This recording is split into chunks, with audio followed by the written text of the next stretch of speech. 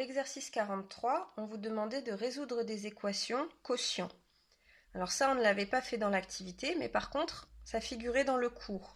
Quand on a une équation du type ax sur bx égale 0, il suffit de vérifier quand est-ce que ax égale 0.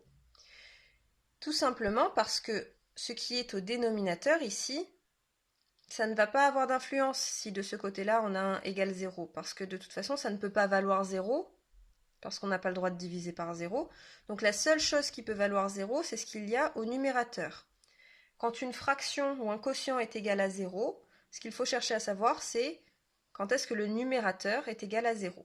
Le dénominateur, on ne s'en préoccupe pas. Donc ici, le numérateur, c'était x moins 1, donc x moins 1 égale 0, c'est vérifié quand x égale 1. Donc ça, la solution de cette équation-là, c'est x égale 1. Le 2x, on ne s'en préoccupe pas. On peut seulement s'en préoccuper pour vérifier la valeur interdite. Parce que comme on n'a pas le droit de diviser par 0, il ne faut pas que le dénominateur puisse valoir 0. Mais ici, quand x vaut 1, le dénominateur vaut 2 fois 1, ça ne vaut pas 0. Donc c'est bon, on a le droit et la solution, c'est x égale 1. On fait pareil pour la deuxième, x plus 2 sur x moins 4, on oublie le x moins 4. X plus 2 égale 0, ça donne x égale moins 2. Quand x vaut moins 2 moins 4, ça ne fait pas 0, donc c'est bien une solution valable, on ne divise pas par 0, tout va bien. La solution, c'est x égale moins 2. Ensuite, dans la troisième, on se préoccupe d'abord seulement du numérateur, 5x plus 3. Alors 5x plus 3 égale 0, ça nous donne, en résolvant étape par étape, tout d'abord 5x égale moins 3. On a soustrait 3 des deux côtés pour enlever le 3 ici. Et ensuite, on a une multiplication ici, donc on va diviser par 5 des deux côtés, et finalement on a x égale moins 3 cinquièmes. Dans le dénominateur, si on remplace par moins 3 cinquièmes, ça ne fera pas 0, donc c'est bien une solution valable. Et pour finir, cette fois-ci, on avait des équations quotient, mais sans le égal 0. Par contre, ce qu'on remarquait tout de suite, c'était que les deux dénominateurs étaient les mêmes.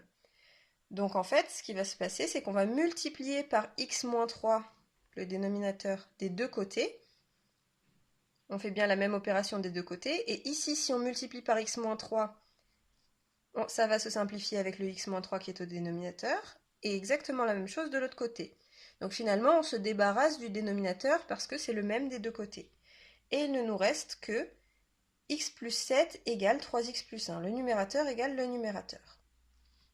Donc là, pour résoudre, c'est très simple. On fait comme d'habitude, on isole les x. Donc on fait passer le plus 3x de l'autre côté. Donc on fait moins 3x des deux côtés. Donc ici, il nous reste x moins 3x. Et ici, il nous reste 1. Et le 7, on le fait passer de l'autre côté, plus 7, donc on fait moins 7 des deux côtés. Donc on obtient finalement x moins 3x égale 1 moins 7. X moins 3x, ça donne moins 2x. Et 1 moins 7, ça donne moins 6. Ici, on a une multiplication, donc pour enlever le moins 2, on divise par moins 2 des deux côtés. Et donc finalement, x égale moins 6 sur moins 2. Moins par moins, ça fait plus. Et 6 divisé par 2, ça fait 3. Donc finalement, la solution, c'est x égale 3. Mais là, on a un problème. Parce que si x égale 3, et qu'on le place dans le dénominateur, ici, 3 moins 3, ça fait 0. Et on se retrouverait à diviser par 0. Ce qui n'est pas possible.